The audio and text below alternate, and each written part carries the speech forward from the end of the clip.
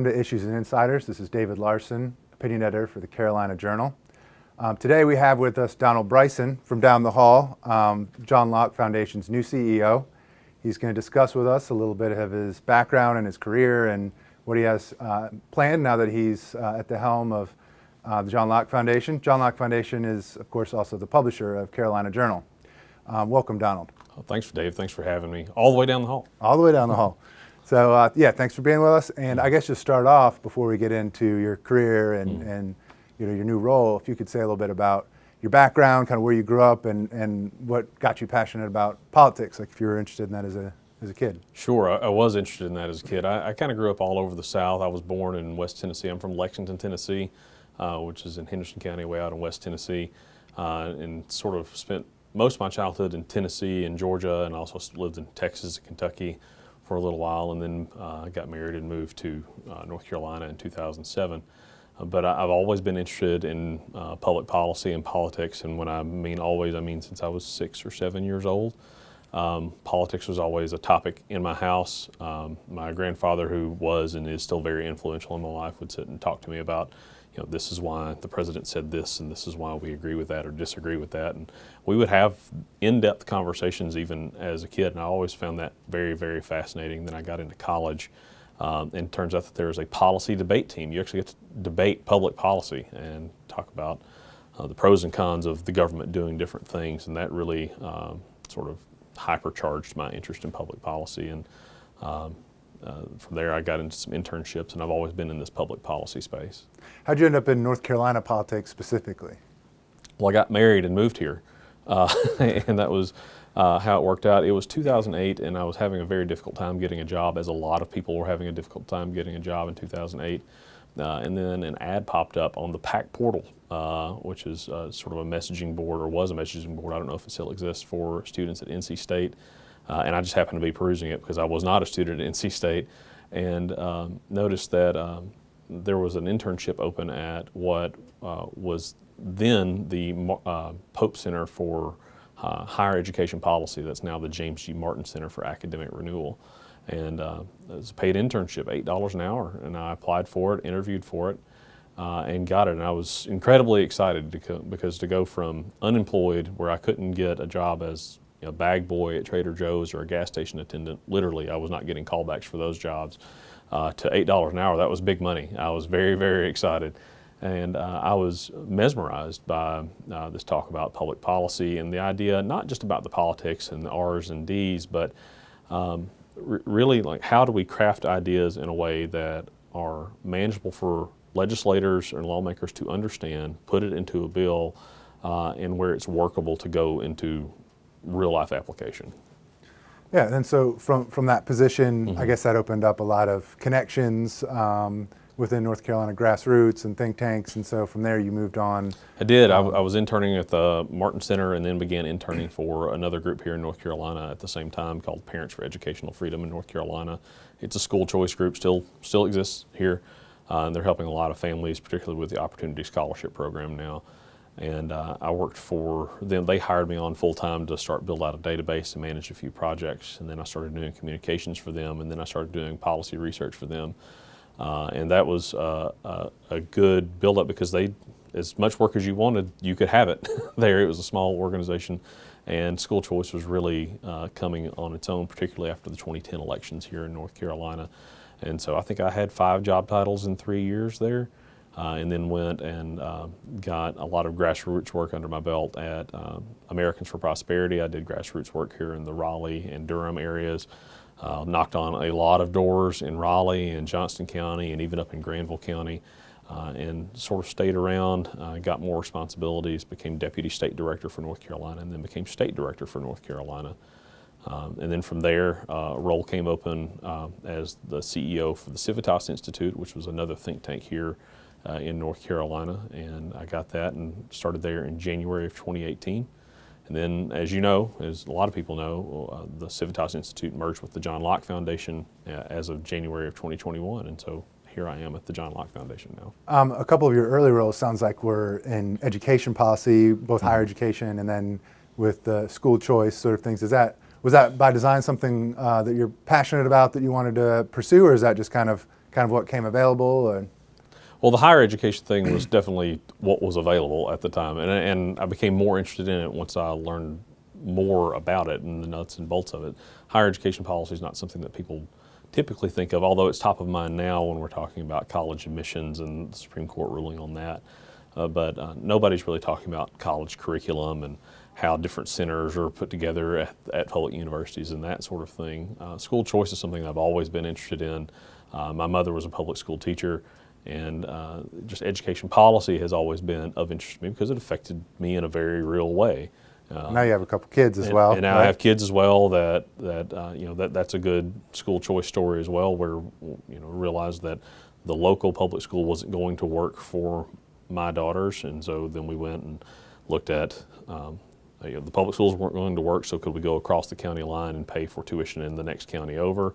Well, no, those schools were capped out. That wasn't going to work. Can we go to the local charter school? No, they've already had their lottery, and they would be number 179 or something like that on the waiting list. Oh, there's a local private school that works. Oh, the tuition's affordable.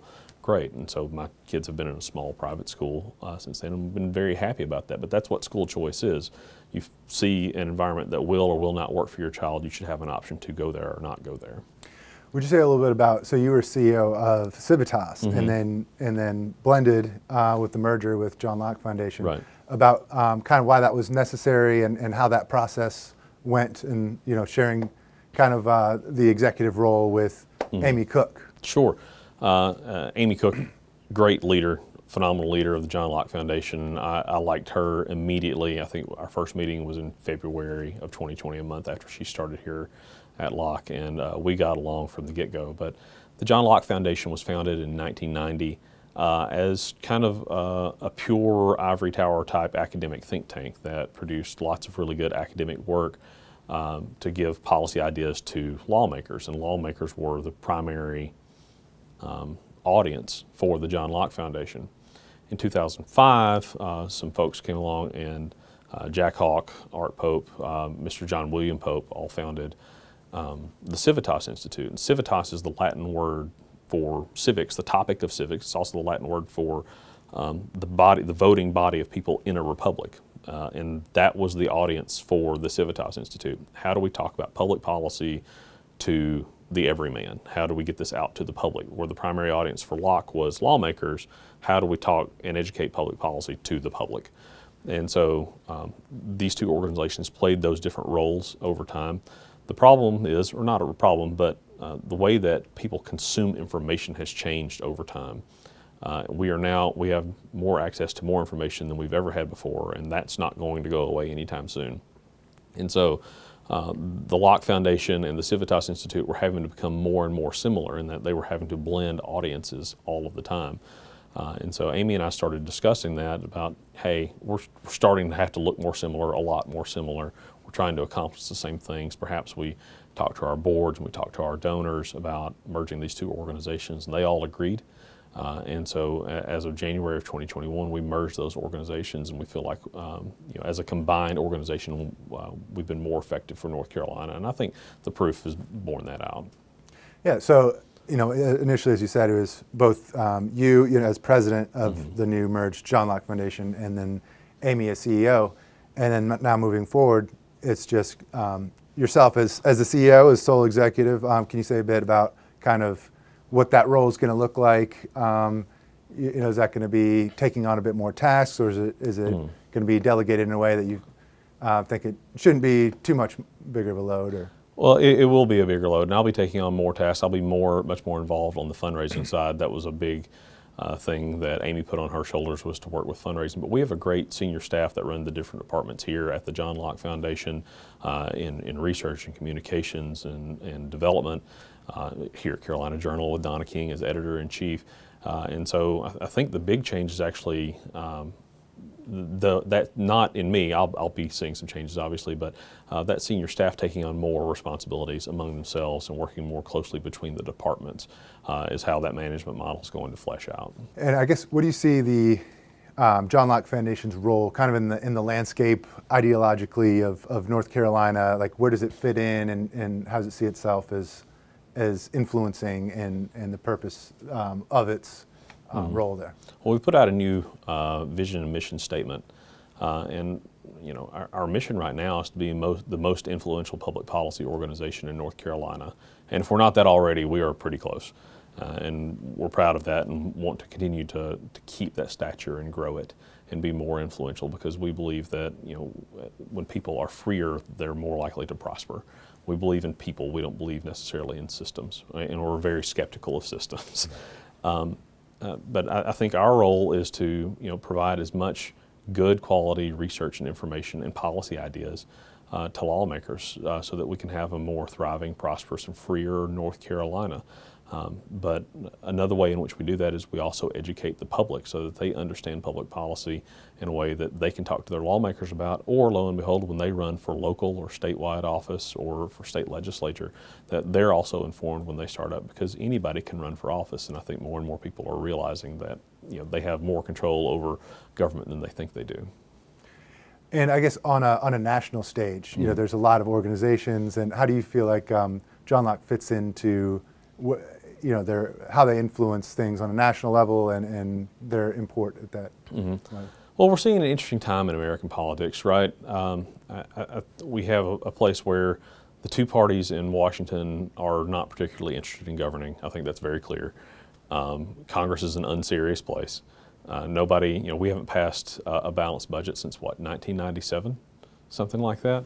And that was with a divided government in Washington. So it's not about having all Republicans there and all Democrats there. And if conservatives think that, electing all Republicans will somehow save the country, then they're kidding themselves, because it could have happened many, many times before this. That's not really going to be the case. What we need right now is sort of a revival of good principles.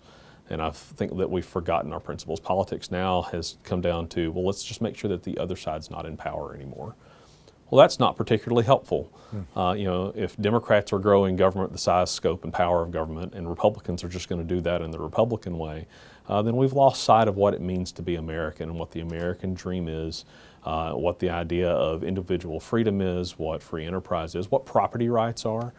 People don't go into office, or once they get into office, they seem to stop talking about those principles now. And I think that the role of the John Locke Foundation, not only here in North Carolina, but as a model for the nation, is to revive those principles. I think that we should be revivalists. We shouldn't be people trying to tear down what it means to be American or the American dream. We should bring back that greatness. And I look forward to that challenge. In terms of that challenge, what do you think would be your biggest goal for John Locke Foundation, maybe a policy goal moving forward as you're starting as CEO? Is there a particular topic that we've gotten a lot of school choice things successfully through? Is there something that you have your eye on as kind of the next big thing to grasp? That's actually a harder question than it used to be here in North Carolina, right? We've had so much policy success over the last decade, we have to actually dig in and come up with some ideas. But that's a good place to be in North Carolina. We're looking at a lot of different policy areas now. Obviously, success with school choice. We may even have a universal voucher program here by the end of the year here in North Carolina. That's phenomenal, something we wouldn't have even talked about 12 years ago. You couldn't say voucher in mixed company 12 years ago in North Carolina, and now we're about to universalize it, and that's an amazing thing. Had a lot of success in tax policy, but now we're here at the Locke Foundation, we're talking more and more about agriculture. We're talking a lot more about energy and infrastructure and transportation. Not every problem in the world needs a government solution, and so how do we affect public policy so that the markets and people themselves and free companies are able to better society and do better for everyone? And so we're looking really hard at those particular policy areas that I named. Yeah, and maybe a final professional question. What kind of big successes do you think, like looking back at, being at Americans for Prosperity and Civitas and John Locke, would you say is something like that's been a good, something you're proud of accomplishing? Sure. I feel like there's a variety of successes in public policy. When I was at Americans for Prosperity, there was a good deal of political work that were involved there. I was involved in what was it, 2 U.S. Senate races there. I was successful in both of those in 2014, then again in 2016. Got involved in a congressional primary, was victorious there. I had a pretty good electoral record at Americans for Prosperity, and I was happy about that. But again, just electing certain people doesn't always mean that you've been successful. We have to actually have good policies. And so I think, in terms of public policy wins, it wasn't the first round of big tax reforms that happened, and that was when I was with Americans for Prosperity in 2013. It was the second round in 2015 when I realized that the idea of simplifying and reducing the tax code here in North Carolina had become a mindset among state lawmakers. And that's when I knew it wasn't just a one-off thing, it was a movement within the legislature, and that's when I knew we were really winning.